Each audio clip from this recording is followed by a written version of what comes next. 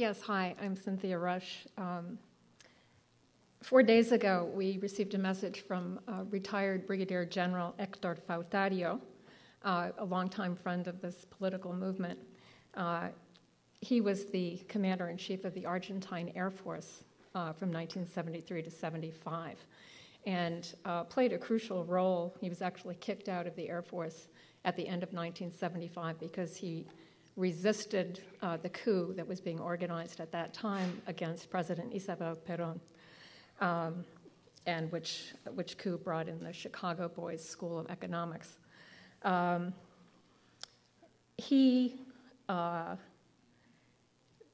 to Lyndon LaRouche's historic visit to Argentina in June of 1984, General Fautario helped to organize a number of meetings. During Mr. LaRouche's trip to Argentina, he met with top military brass, scientific elite, to discuss the SDI with all of these different layers.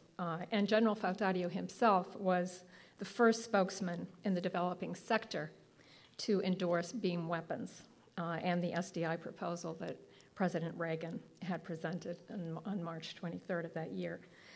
4 days ago, he sent a message. He sent his greetings to this conference, his best wishes for its success, and he said the following: "These last 30 years have passed, but what we said then remains totally applicable."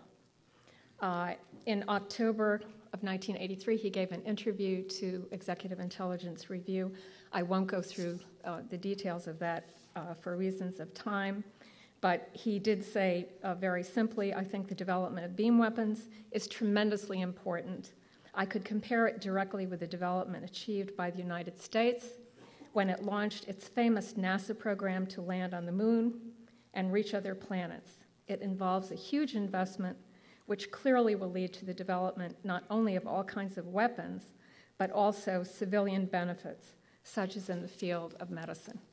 And he went on to discuss the various applications of this, the role of the armed forces in particular, but the need to also involve the civilian brains, many of which had fled Argentina at the time, and ended by saying, "There's something which the IMF and other institutions in the world which grant credit should take into account.